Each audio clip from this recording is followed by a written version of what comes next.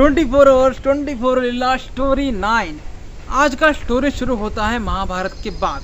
गांधारी काफ़ी गुस्सा हो चुकी है श्री कृष्ण के ऊपर और युधिष्ठिर के ऊपर, क्योंकि इन्हीं दोनों लोगों की वजह से महाभारत युद्ध हुआ और इन्हीं दोनों लोगों की वजह से 178 करोड़ लोगों की हत्या हुई, ऐसा गांधारी का सोचना था। तो गांधारी गुस्से में युधिष्ठिर के पैरों को देख लेती है, अपने जो पट्टी थी उसकी नीचे से, तो युधिष्ठिर का पैर टेढ़ा हो जाता है, तो वो दर्द से करारे होते हैं। लेकिन तभी श्री कृष्ण आता है और बोलते हैं गांधारी से, आपके बच्चों को हमने बहुत बार कहा कि युद्ध छोड़ो, 5 गांव दे दो पांडवों को और सब लोग सुखी होकर रहो, लेकिन आपके बेटे ने नहीं सुना, इसी की वजह से युद्ध हुआ और सब मारे गए। जब श्री कृष्ण ऐसे बात कर रहे थे तो गांधारी बहुत ज़्यादा गुस्सा हो गई और बोली, श्री कृष्ण तुम्हारे वजह से युद्ध हुआ है, क्योंकि तुम परमात्मा हो तो तुम युद्ध रोक सकते थे, लेकिन तुमने रोका नहीं, तो तुम्हें श्राप देती हूँ, जैसे मेरे वंश का विनाश हुआ है वैसे तुम्हारे वंश का भी विनाश होगा। तो श्री कृष्ण कहते हैं, ठीक है, आपको लग रहा है ना मेरे वजह से हो रहा है,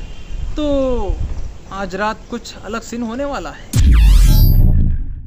पूरी रात गांधारी जी रोते रहे कि बच्चों को देखते रहे कि बच्चे कैसे मर गए हैं, सारे सारे बच्चों की लाश पड़ी हुई है। रातें रोते रोते रोते रात के 3:30 बज चुके हैं और गांधारी जी को बहुत ज़्यादा भूख लगने शुरू हो गई, क्योंकि बहुत टाइम से रो रही है तो भूख तो लगेगा ही। अब वो यहाँ पर खाना कौन ला के देगा, क्योंकि सारे सैनिक राजमहल में और सारे सेविका भी राजमहल में। तो गांधारी जी देखने लगे तो उनको पता चलता है कि यहाँ पर एक आम का पेड़ है। तो गांधारी भागते भागते आम के पेड़ के पास आती है और आम चुराने के लिए देखती है तो आम तो हाथ आ नहीं रहा। तो एक लाश को लाकर रखती है और उसके ऊपर पैर रखकर आम लाने के लिए देती है, तो आम आए नहीं रहा हाथ में। दूसरा लाश लेती है, ऐसे करके करके करके 100 लाशों को रखकर उसके ऊपर जाकर जब वो आम को पकड़ती है तो आम हाथ में आता है और आम खाना शुरू कर देती है ब्रह्म मुहूर्त में। ब्रह्म मुहूर्त में श्री कृष्ण आते हैं गांधारी के सामने और बोलते हैं, गांधारी लाइट आ चुके हैं ना, सूरज आ चुका है, थोड़ा देखो तो नीचे कौन है।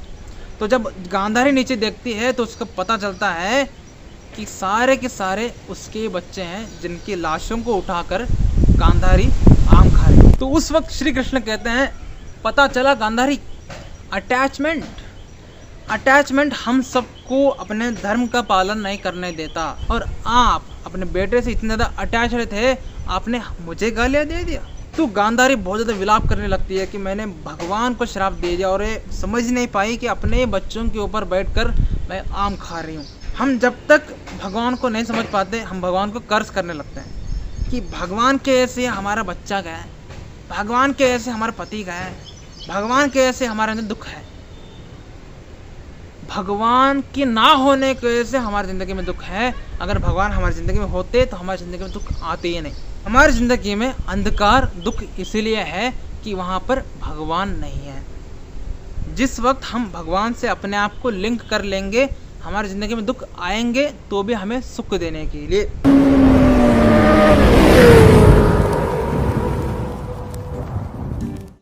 गांधारी देख रही है उनके पट्टे निकाल कर कि कैसे मेरे बच्चे मरे हुए हैं, क्योंकि भीम जो है वो बहुत ही ब्रूटली सबके बच्चों को मार रहे थे। कुछ के हाथ पड़े हुए थे, कुछ के पैर पड़े हुए थे। जो दुशासन है उसका दोनों भुजाएं अलग हो चुके थे, छाती फट चुका था।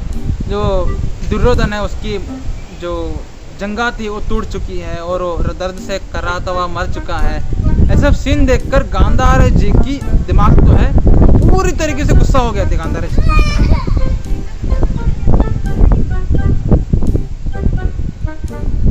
तो गांधारी रात भर रोती रही अपने बच्चों के ऊपर क्या बोलूं, कि लाशों को उठाकर गांधारी आम खा